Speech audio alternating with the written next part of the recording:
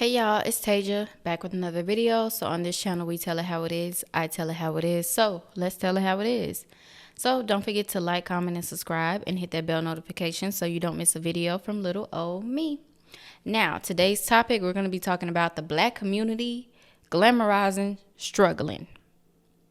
Y'all, have y'all ever been around an elder black person? I don't know if it's your uncle, your grandma, your oldest auntie, somebody in the family that has been working their entire life, hands black and filthy from working in the oil field or working in the car field, whatever. And you tell them you tired. Guess what they say? Oh, you don't know what it's like. You tired. You tired. You don't know what tired is. I had to work that up. And it's like, calm down. I could just say I'm tired. What is wrong with me saying I'm tired, I'm ready to go to sleep, and I'm this and I'm that? You can't even complain. Y'all, let's get into some of these clips, and I'm going to come back with my commentary. Let's get it. I feel like black people have revolutionized poverty and made it look so fucking cool that people think we like it. Nah, I ain't gonna lie. I think that black people have made That's a poverty fucking look bar. so cool that people think we fucking like it, bro. We don't like it. We're just making the best of it. Even the trauma that come from it, niggas aspire to it. Like, niggas want to be a tough nigga. You don't realize this nigga ain't tough. This nigga just watched his daddy die and his mama on drugs and like his life. That nigga traumatized. That nigga got PTSD. He ain't tough, but he got he's traumatized, and to the point where a nigga could grow up in a home like this and aspire to be from the projects. It's because, unfortunately, people think that blackness is tied to poverty.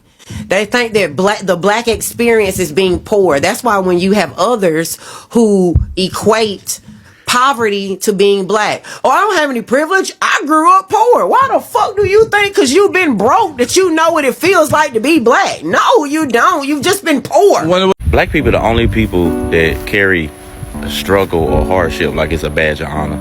Oh, you ain't been through what I've been through, and kind of look down on you. Like, nigga, that's your mama fault. That's your daddy fault. Your daddy left you. That's not on me. And honestly, there's a such thing called being mentally strong. Like, it don't matter how many hardships or struggles you done been through. If your mind, if your mental ain't together, none of that gonna matter. None of that gonna matter. You're gonna result back to the struggle that you're accustomed to. Meanwhile, while other people over here on this side, we mentally strong. And I've actually been through the same struggles y'all been through. I just don't talk about them a lot because that ain't who I am. That don't define me. And a lot of my struggles were self-inflicted, just like y'all. So y'all don't want to admit that part, but it is what it is. But yeah, on this side, we mentally strong. So we fighting battles that you couldn't even fathom. You couldn't even imagine. What would Lil Wayne say? A big head nigga couldn't even imagine. Yeah. Like, yeah, bro, like, get on with all that. Oh, looking down. Oh, you had your daddy? Not me. Okay, nigga, that's your daddy fault. Sorry, my daddy was a real one and stayed in my life, but that don't mean I ain't been through nothing. And honestly, let me tell you something, like I say, more importantly, my mental be more stronger than y'all's, bro. Yeah, bro.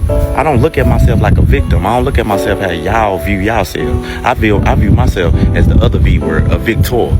Yeah, bro. I want better for you, though. Hopefully y'all fix that in y'all life. So one thing that I don't really like about being black, and I don't know if other people be going through this, but I don't like how a lot of black people really be thinking that it's a flex to struggle. You don't know what it's like to not eat every day. You don't know what it's like to not have water. You don't know what it's like to not have, like, why do y'all be sitting over here talking down on people for having parents that's doing what they supposed to do? Like, your parents were supposed to teach you how to build your credit. They were supposed to love you. They were supposed to help you figure out some type of career field before they put you out. You know what I'm saying? Like, y'all really be talking down on people for having active parents in their life. You know what I'm saying? For coming from a loving home. You know what I'm saying? Like, that's weird. Like, if you had to struggle and you had to get it out the mud, I don't look down. But stop trying to make it seem like you gotta do that just to prove something. Like, why are y'all talking down on people for having parents that's doing what they supposed to do? Like, that don't make no type of sense to me. Like, I don't get it. Like, I think y'all be jealous for real. Like, people think that we glamorize struggling, and we don't. We're glamorizing growing. Struggling is not struggling. It is absolutely part of the training. Just like when you go and work out, squats don't feel good, but you still do them because they're gonna make your legs look good. You got to do the motherfucking work. You are not gonna enjoy fucking success until you have failure. Have you ever been sick before? Like really sick, and then you get well, and you like, yo, this is what I'm supposed to fucking feel like. That's fucking life. Like you're supposed to go through that. You didn't appreciate it unless you was sick though. People need to understand that when you go through problems and struggling and everything, it builds you as a person, as character.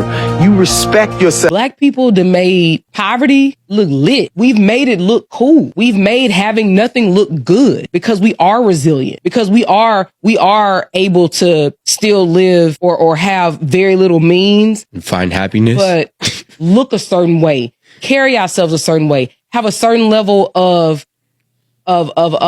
confidence, have a certain level of intelligence. Well, that lends to his point. I'm sorry to cut you off because he's talking about striving. He's trying to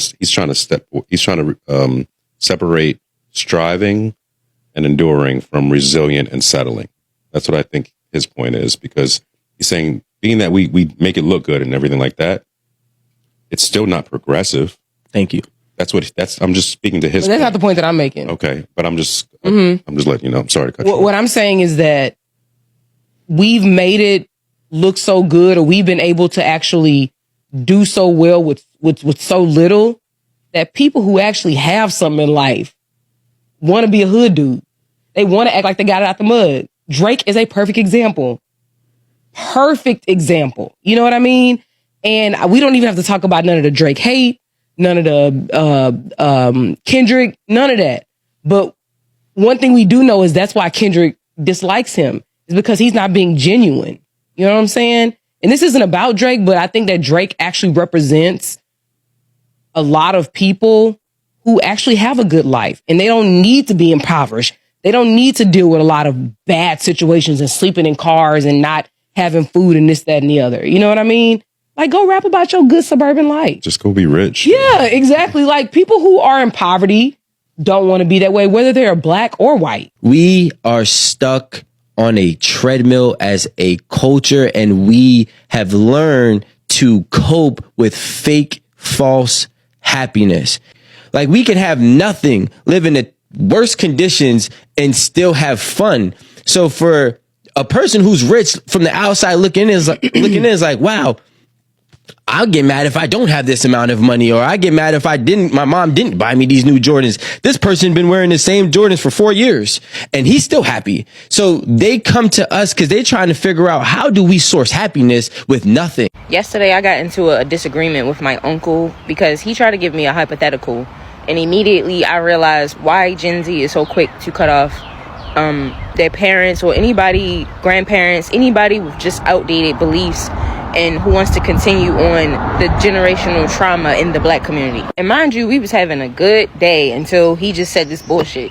So the hypothetical was, oh, say if I got $10,000, my kid is not entitled to that $10,000. I made that $10,000. It's my job to teach you how to get that $10,000, but you ain't entitled to my money. And this is exactly how he's explaining it to me. Like he's legit pumping up his chest at the thought of having to share the wealth he's earned for himself with his children, like passing down the fucking wealth. Then got mad at me when I said we ain't asked to be here. Y'all be so mad that y'all chose to have children, and you mad that you gotta provide for them.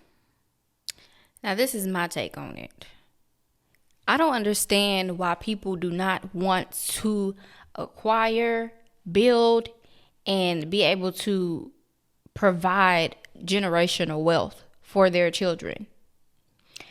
I just think that is so selfish and just so vile to be like, oh no, this is my money. I made my money and I'm gonna keep my money. You don't want to build generational wealth?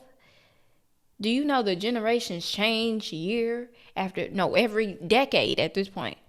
It changes. Y'all was struggling making $7 an hour and paying $100 in rent in the 1960s, 70s, and 80s. We paying $1,500 in rent $2,000, $3,000 in rent in 2025 and on forward, and we not even 30. So why is generational wealth something that y'all look down upon? She said her uncle was beating his chest, getting mad at it. First of all, who told y'all to have kids? That's number one. Two, why are you being evil and selfish with your own flesh and blood, something that you decided to bring into this world? I'm confused. Second, I don't understand why people like rappers and all these other people who literally grew up with a silver spoon in their mouth want to then grow up and be hood and want to act hood. The struggle is not fun. The struggle ain't nothing to brag about, for real. Because I grew up in the hood. I grew up with having to light some candles because the lights got turned off. Boiling water because we got the water turned off. That type of struggle. Walking to school in the cold with your hands froze because we ain't had no gloves. So why is that something that y'all want to act like it's so fun? And you want to glamorize, and you going to the hood in front of the little abandoned house and thinking, oh, I'm hood, I'm hard. Did you actually live that life, or you just trying to portray that? Because either way it go, it wasn't fun, and it ain't fun. I don't get that. If you got a silver spoon in your mouth, keep that silver spoon in your mouth. And then another thing, we have the older generation looking down on us because we'll say we're tired. Or the people who do have loving parents, they provided them with all these things and they didn't have to go to school struggling wearing the same uniforms every day. Or people who actually got up out the hood and went to a nicer area for their kids and themselves. I actually experienced that.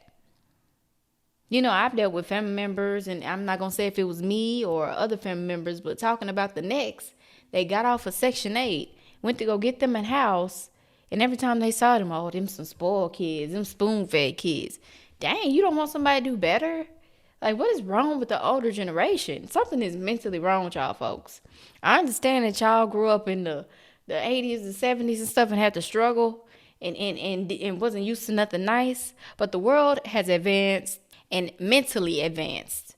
A lot of these kids ain't taking going to work for the man for the 9 to 5. They are becoming entrepreneurs and they are doing all of this stuff. So we can't even say we tired around y'all. We can't even talk about our struggles or our complaints.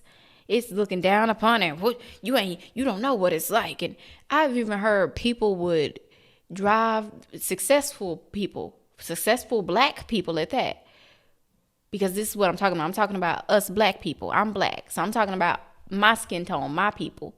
I've saw or heard some stories of people that say, oh, they drive their kids around the hood and tell them, oh, yeah, this is how we used to grow up. Y'all don't know nothing about this.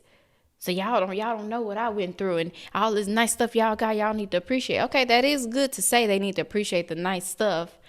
But who traumatizes kids like that? How about you just tell them how you grew up and how you worked so hard and all of this stuff instead of driving them into the hood? They got to see people homeless, crackheads on the street, abandoned houses, people fighting outside, people getting their cars repossessed outside, and you just driving through it wanting your kids to see that? What is the point of that? I'll wait. Y'all, we got to live our life how we done lived our life and grow from what we went through. The struggle is not meant to glamorize. It is not meant for you to be stuck in it. It's meant for you to go through it and then grow from it. That is what it's about. You have to grow in life. You have to appreciate where you came from and also appreciate where you're going and what you have in the moment. We can't keep sitting up just down in each other, down in our lives too. Or you want to make sure that, you know what I'm saying? Stop sitting in stuff. We have to stop sitting in things. So let me know what y'all think about these videos and people glamorizing the struggle and all of this nonsense. And leave your comments down below. Make sure to like, comment, and subscribe, and I'll be back with more videos. Peace.